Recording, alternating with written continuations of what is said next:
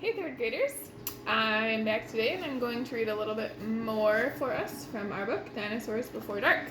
We are in chapter 6. Clutching her magnolia flower, Annie took off down the hill. "Annie, come back!" Jack shouted, but Annie had disappeared. "I'm going to get her," Jack muttered. He stuffed the gold medallion into his jeans pocket. Then he heard Annie shriek.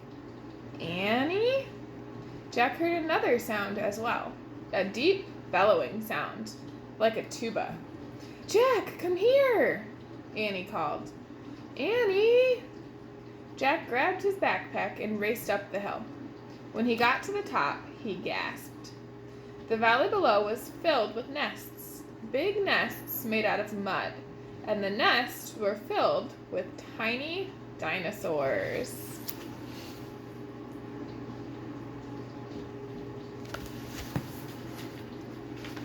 Annie was crouching next to one of the nests, and standing over her was a gigantic, duck-billed dinosaur. "Don't panic. Don't move," said Jack. He stepped slowly down the hill toward Annie. The huge dinosaur was towering above Annie, waving her arms, making her tuba sound. Jack stopped. He didn't want to get too close. He knelt on the ground. "Okay. Move toward me, slowly," he said. Annie started to stand up. "Don't stand, crawl," said Jack. Clutching her flower, Annie crawled toward Jack. The duck-billed dinosaur followed her, still bellowing. Annie froze. "Keep going," Jack said softly. Annie started crawling again. Jack inched farther down the hill, until he was just an arm's distance from Annie. He reached out and grabbed her hand. He pulled Annie toward him. "Stay down," he said. He crouched next to her. "Bow your head. Pretend to chew." "Chew?" "Yeah, I read that's what you do if a mean dog comes at you." "She's no dog, Jack," said Annie. "Just chew," said Jack. Jack and Annie both bowed their heads and pretended to chew. Soon, the dinosaur grew quiet. Jack raised his head.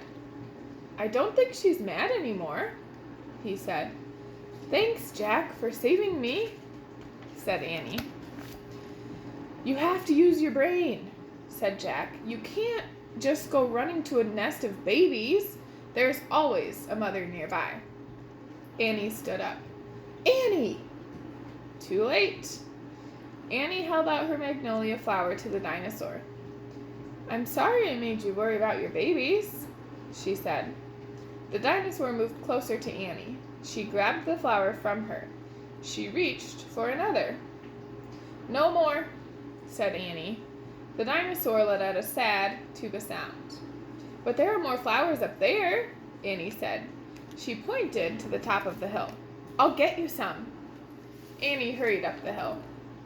The dinosaur waddled after her. Jack quickly examined the babies. Some were crawling out of their nests. Where were the other mothers? Jack took out the dinosaur book. He flipped through the pages. He found a picture of some duck-billed dinosaurs. He read the caption. The dinosaurs lived in colonies. While a few mothers babysat the nests, others hunted for food. So there must be more mothers nearby. "Hey, Jack!" Annie called. Jack looked up. Annie was at the top of the hill, feeding magnolia flowers to the giant dinosaurs.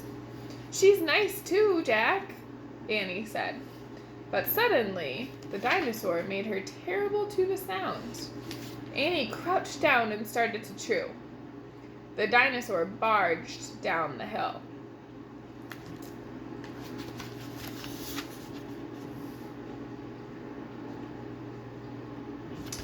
I'm going to stop reading there for today. If you want to figure out what happens next, you'll have to come back tomorrow. I hope that you all had a great weekend. Hopefully you were able to enjoy the nice weather and play outside and spend some time with your families. I will see you tomorrow. Bye.